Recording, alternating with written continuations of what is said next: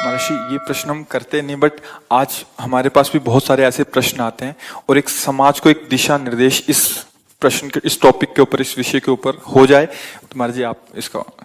राधे राधे महाराज जी, आपके चरण कमलों में सादर दंडवत प्रणाम। महाराज जी, पिछले 3 महीनों से आपके प्रवचनों को नियमित सुनने के बाद ऐसा लगने लगा कि मैं पशु से भी निम्नवत जीवन जी रहा हूं। अब आपके प्रवचन सुनने पर जीवन बदलने की प्रेरणा मिलती है। महाराज जी, मेरा शरीर पुरुष का होते हुए भी अलग अलग पुरुष शरीरों के साथ यौनाचार जैसे घृणित पाप कर्णों में रोज रोज लगा रहता था। अब आपके प्रवचनों से प्रेरित होकर कुछ समय से बड़ी मुश्किल से अपने आप को कंट्रोल करके रखा है, फिर भी मन बार बार वही सब करने को करता है।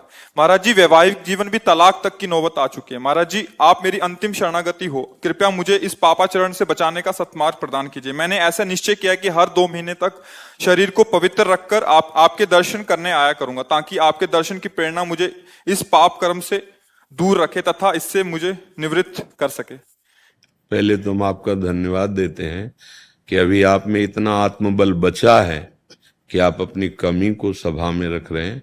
आप बहुत मतलब अभी आत्मबल से युक्त है। ना, ऐसी बातें समाज में नहीं रखी जाती, हिम्मत नहीं होती ना ऐसा कहना, अपनी कमियों को प्रकाशित किया। तो इसका मतलब कहीं किसी कोने में अभी सत्य का अस्तित्व है।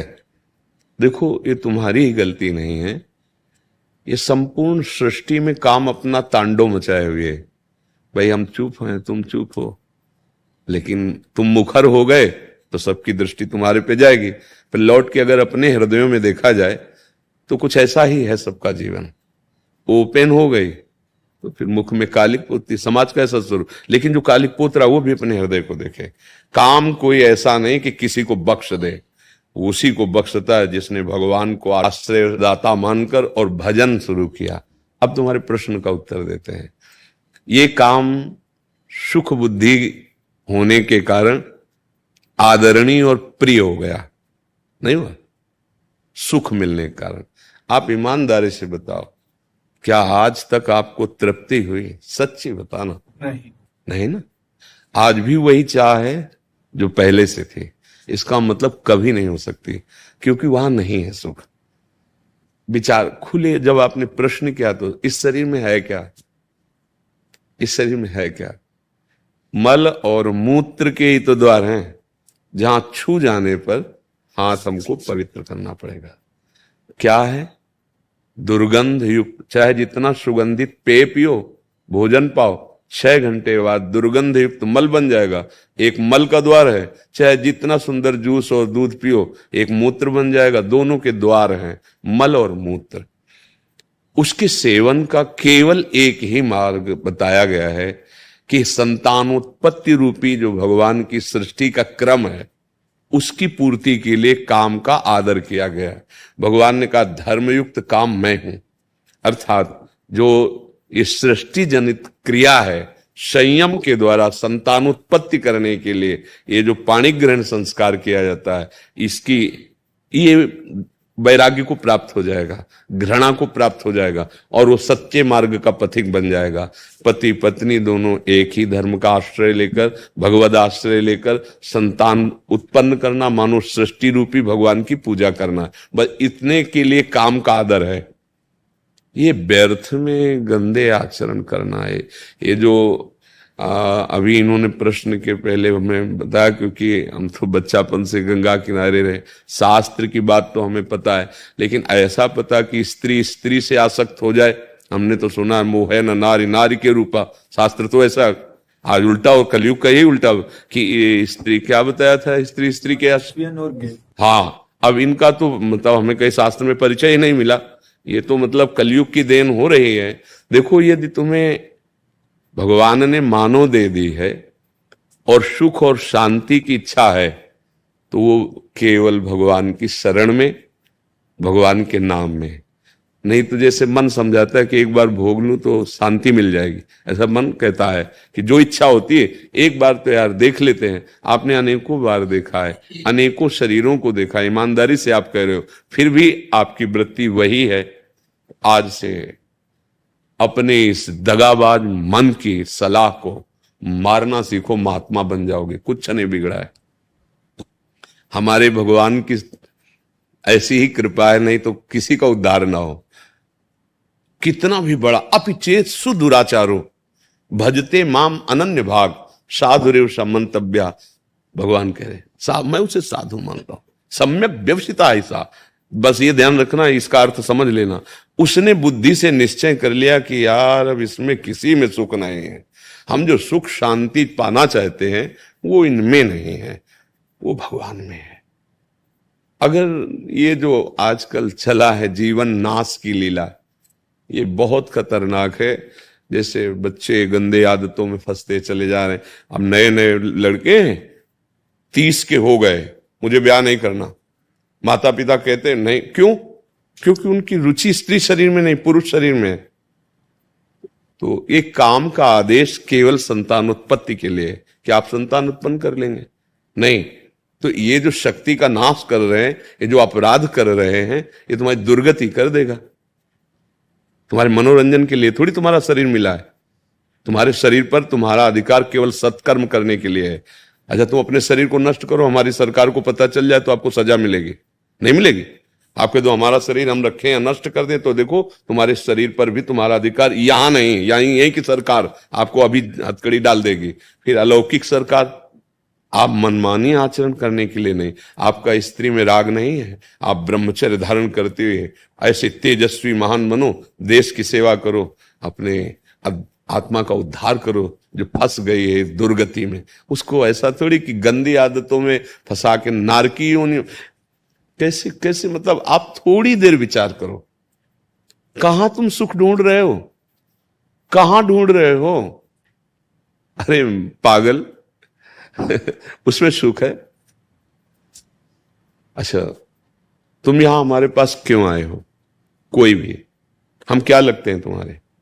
किस लिए आप यहां आए हो? हम आपसे अगर प्रश्न करें, भले आप उत्तर न दे पाए लेकिन उसका उत्तर हम देते हैं। आप इस बात के लिए आए हो कि जो मैं कर नहीं पाया वो आप कर लिए, जो मैं नहीं कर पाया वो आप कर लिए, इसलिए हम हाथ जोड़ते हैं और आपसे जानना चाहते हैं कि मैं कैसे निकलूं, जहां नहीं फंसना चाहिए वहां फंस गया। सार बात है ये, कुछ नहीं है। पांच भौतिक शरीर जैसे हमारा तैसे आपका, जो आप भगवान के अंश हो वैसे मैं अंश हूं। पर भगवान की कृपा से बचपन से बात समझ में आएगी कि बहुत जन्म बीत गए धोखे में, ये जन्म बिल्कुल धोखे। ठाकुर कृपा से लग गई ब्रक, 13 वर्ष की अवस्था से लेकर जैसे भगवान ने चलाया आज तक वैसे। ए भाई, हमारी बात जैसे तुमने बताई ना, ऐसे हमारी बात मान लो।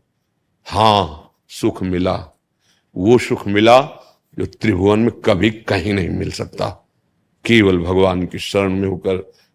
आप जैसे दुख, तो देखो किडनी फेल है, मां के गर्भ से इसकी रचना हुई थी। पॉलिसिस्ट किडनी ये रोग है जो मां के गर्भ से वंशानुगत होता है। 35 वर्ष की अवस्था में प्रकाशित हुआ, 18 साल हो गए इसका दुख। अभी थोड़ी देर में डायलिसिस में जाएंगे। कोई दुख नहीं हमें, पाई भर दुख नहीं। तुम्हें लग रहा है मैं दुखी हूं, मैं चिंतित हूं, मैं डिप्रेशन में हूं? नहीं, ये मिला है। हर दुख सह करके उस सच्चिदानंद के मार्ग में दौड़ते हुए काम क्रोध लोभ मोह मद मत्सर एक एक की वृत्ति को देख करके इनसे बचाव पक्ष रखते हुए निकल जाना। हमें तो लगता है कि इनको स्त्री शरीर से प्यार नहीं, वो काहे को धोखे में किसी को डालते हैं। अरे उसके लिए तो दूसरा वर मिल जाता, आपने उसको स्वीकार किया और उसके प्यार का विभाजन उसको बर्दाश्त नहीं होगा। आप समझो उसके हृदय को कितना दुख हो रहा है कि वो जब जान रही मेरा पति ऐसे आचरणों से उसके, अब आपको क्या अपराध नहीं लग रहा? आप सोचो कैसे पापाचरण में उतरे हो, कहां उतरे हो। अभी चांद से निकलो। महाराज जी, जैसे आपने बोला कि विवाह की इच्छा नहीं होती, वैसे हमारे पास बहुत सारे ऐसे प्रश्न आते हैं कि वो विवाह नहीं करना चाहते, बट पारिवारिक इतना दबाव होता है कि वो क्या खुल के अपनी बात रखें? नहीं, रखना चाहिए खुल के बात। किसी लड़की के साथ धोखाबाजी करोगे तो ये तुम्हारे, या कोई लड़की किसी पुरुष के साथ धोखाबाजी, तुम्हारी स्त्री शरीर में आ सकती है तो खुल के बात करो ना, खुल के बात करो। दूसरे की जिंदगी के साथ खिलवाड़ क्यों करो? मान लो आपको वो जो हमें तो शब्द याद नहीं, हाँ, तो आप किसी वर को आप वर्ण करें समाज और पिता आदि की दबाव के कारण, और आपको वो प्रिय है नहीं, फिर उसकी जिंदगी के साथ धोखा हुआ। या आप जो दूसरा शब्द है उस, हाँ, वो आपको लड़की प्रिय नहीं लेकिन आप अपनी शान मर्यादा रखने के लिए, तो वो तुम्हारी मर्यादा रखने केवल चीज है क्या? वो तो पाणी ग्रहण की अपने जीवन की हर आवश्यकता आपसे पूर्ति कराना चाहेगी। अगर ऐसा नहीं तो आप उसके साथ दगा कर, और फिर आप कहां गिर रहे हैं? आपका मतलब, मुझे तो इतना ऐसा लगता है कि भगवान ने बड़ी कृपा कर दी। यदि तुम्हारा ब्याह में मन नहीं, तुम्हारा स्त्री में आसक्ति नहीं, तो जीवन भर इसी से डरते रहा जाता है। महात्मा बनकर भी इसी बात से डरते रहा जाता है कि कहीं हमारे कदम फिसल न जाएं, और उसको रुचि नहीं। अरे यार, महात्मा बनने में क्या दे रही है? तुम पैंट शर्ट में महात्मा रह सकते हो, ब्रह्मचारी रहो, खूब व्यायाम करो, भगवान नाम जप करो, नौकरी पेशा करो, समाज सेवा में लगा दो, जीवन कृतार्थ हो जाए। काहे को गंदे? महर्षि, बात यहीं तक रुक जाए तो ठीक है, बट जैसे आपने बोला स्त्री में रुचि नहीं है, बट पुरुष में है। अरे ये, हाँ, ये माया का बहुत मलिन फंदा पड़ गया। माया को बहुत मलिन फंदा पड़ गया। कामोपभोग में जो ऐसी रति हो गई, बहुत ही हानिप्रद है, बहुत हानिप्रद है। क्योंकि हमारा जीवन केवल कामोपभोग के लिए नहीं है, हमारा जीवन काम पर विजय प्राप्त करके राम की प्राप्ति के लिए है। विश्राम, आत्मबोध प्राप्त करने के, केवल यही सुख हमारे लिए है क्या? भाई, बंदर, कुत्ता, कबूतर, पशु पक्षी सब इसी में लगे हैं। फिर कहा गया, दुर्लभो मानुषो देहो देही नाम क्षण भंगुरा तत्रापि दुर्लभम मन्येत वैकुंठ प्रिय दर्शनम। बड़ा दुर्लभ मानव देह, इसके लिए दुर्लभ देह बहुत मतलब हानि का विषय है। बहुत पछताना पड़ेगा। अभी श्वासें हैं, काम बना लो। राधा राधा राधा, और अब लो नशानी, अब ना न सही हो। कोई भी गलती सुधारी जा सकती है। अभी समय है, अभी प्राण है शरीर पे, नहीं फिर तो चांस ही नहीं है। फिर तो चांस है जब इन कर्मों का, अगर ये नष्ट नहीं हुए कर्म, और इन कर्मों का आप गुप्त रूप की ये सब बातें मतलब है, संत महात्मा क्यों इस विषय पर जाए? पर भगवान की ऐसी लीला है कि अब ऐसे जिससे संतान उत्पन्न होती है वही वीर है ना। आप किसी भी तरह से उसका क्षय करते हैं तो संतान के हत्यारे हुए कि नहीं? सूक्ष्मता से बताओ। अगर वही यथायोग्य स्थान पर पहुंच जाता तो संतान रचना हो जाती ना। अब आप उसको कहां प्रयोग कर रहे हैं? वही संतान है ना, उसमें जीव है, वो व्यर्थ नहीं है। महापापी हो जाओगे। इसलिए बुद्धि भ्रष्ट हो जाती है और दुर्गति को प्राप्त होती है। चाहे अब ये जो शब्द आप बोल रहे हो, ये तुम्हारे सुधार के लिए बोल रहे हैं। यदि तुम्हें स्त्री शरीर प्रिय नहीं, पाणी ग्रहण करने की भावना बिल्कुल मत रखना, क्योंकि केवल पाणी ग्रहण, संतान उत्पत्ति, सृष्टि पूजा के लिए तुम ब्रह्मचर्य रहकर समाज की सेवा कर सकते हो। आप देखो ना अपने देश प्रदेश में है, रहकर कर सकते हो। आप एक तेजस्वी तपस्वी हमारे देश के वीर जवान हो सकते हो, देशभक्त हो सकते हो, भगवान के भक्त। आओ, दिव्यता की तरफ, पशुता की तरफ क्यों जा रहे हो? चाहे माता बहन हो, चाहे पुरुष हो। यदि आपको ऐसा नहीं तो आप अपने घर में रहकर ब्रह्मचर्य पूर्वक तपस्या आराधना करो। एक से एक देवियां महाभागवत हुई जिन्होंने भगवान को अधीन कर लिया है। ऐसे नार की बेमतलब चेष्टाएं, बेमतलब क्रियाएं, तो बेमतलब जीवन व्यर्थ चला जाएगा। भाई, इसमें कोई सार नहीं।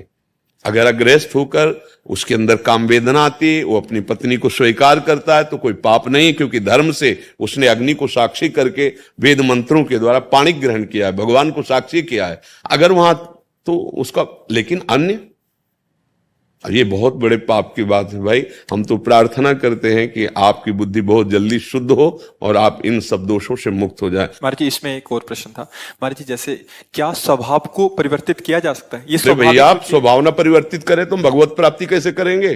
अरे भाग्य का परिवर्तन, स्वभाव का परिवर्तन, ये कोई खिलवाड़ का मार्ग थोड़ी, परमार्थ का मार्ग है। जो नर होए चराचर द्रोही, आवे सभय शरण तक मोही, तज छल कपट मोह मद माना, करो सत्य ते साधु समाना। वृंदावन में बैठ के बोल रहे हैं, केवल ये राधा राधा जपे हो, आज के बाद अपने नियम का पालन करें। पीछे वाले को आग लगा देंगे, कैसी बात करते हो? हम किसी के बल से बोलते हैं, हम कोई प्रवचन थोड़ी केवल कर रहे हैं। और जीवन का परिवर्तन ना हो जाए, दिव्यता ना। हाँ, अब सावधानी की बात कह रहा हूं। पीछे जो हमारे देह रचने के समय कर्म बनाए गए, उनमें सुख और दुख का संयोग रहता है। जैसे ये किडनी फेल, हम किसी भी दुख का तारतम्य न जोड़ें, वो पहले से निश्चित है। लेकिन जो नवीन खेती है, इसमें आग लगा सकते हैं। पुराना स्टॉक जो जमा है वो हमारे हाथ से खत्म, उसकी चाबी भगवान के हाथ में है, जो संचित कर्म कहते हैं। ये जो नवीन कर्म इस जन्म में बन गया, इसको सुधारा जा सकता है, प्रायश्चित किया जा सकता है। अभी संभाला। सबसे पहला प्रायश्चित, अब लो नसानी अब ना नसी हो। वो तुम का हाथ उठा के बोले हो। दूसरा प्रायश्चित भगवान का नाम निरंतर रटना। तीसरा, जब हम भगवान के आश्रित हैं तो वो अहम त्वाम सर्व पापेभ्यो मोक्षयिष्यामि मा शुचा, मुनि के बल से कहते हैं। भगवान कह रहे ना मेरी शरण में आ जाओ, अहम त्वाम सर्व। गलती बच्चों से ही होती है। हमारी दृष्टि में, हमारे भगवान की दृष्टि में आप बच्चे ही हो।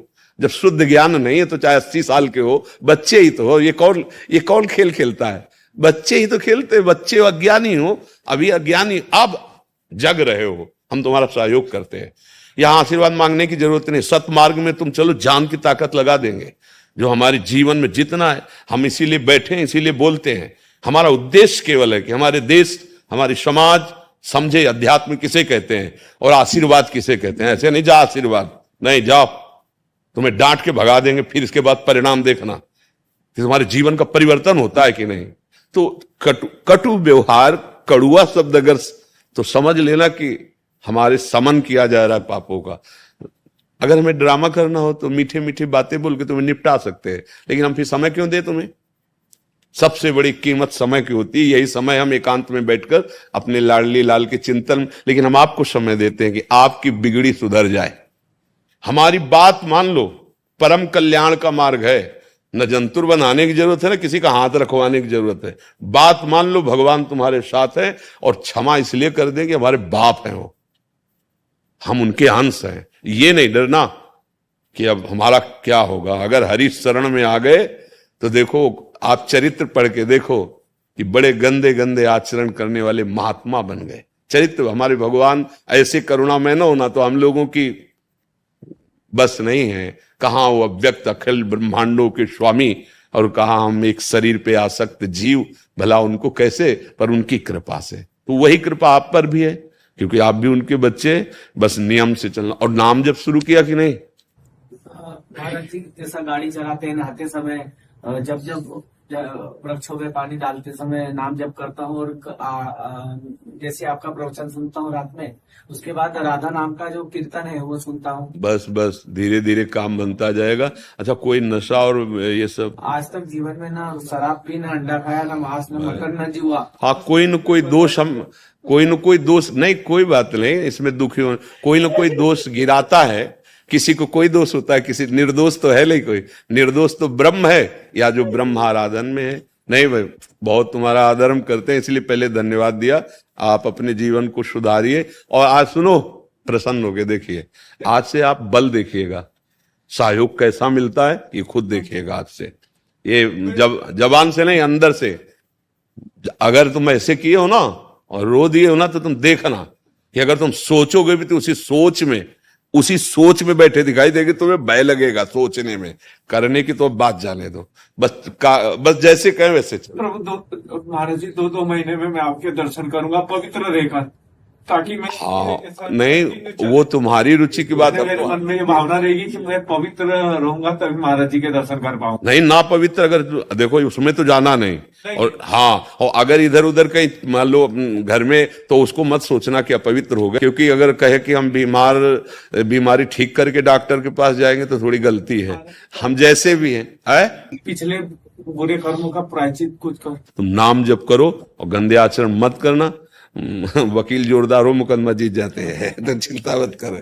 हाँ, चिंता मत करो। और सबसे प्रार्थना है, देखो ये भाई महात्मा का अंश कहीं हृदय में है, सत्यता है तभी बोल पाए हैं। और हम जानते हैं, जैसे लोग ले गए थे, हम अमुक, हमने बचपन से मन को पढ़ा, ये बेईमान किसी का दोस्त नहीं है, एक क्षण में गिरा सकता है। तो सबसे गलतियां होती हैं। भगवान का आश्रय लेकर हम अपनी गलतियों को हटाकर कि सद्गुण प्राप्त करने के लिए मानव देह प्राप्त की है। हम अच्छे आचरण करें, हम भगवान को प्राप्त हों, हमारा मन आनंदित हो जाए। अब हमारा जन्म सुअर कुत्ते की तरह ना हो।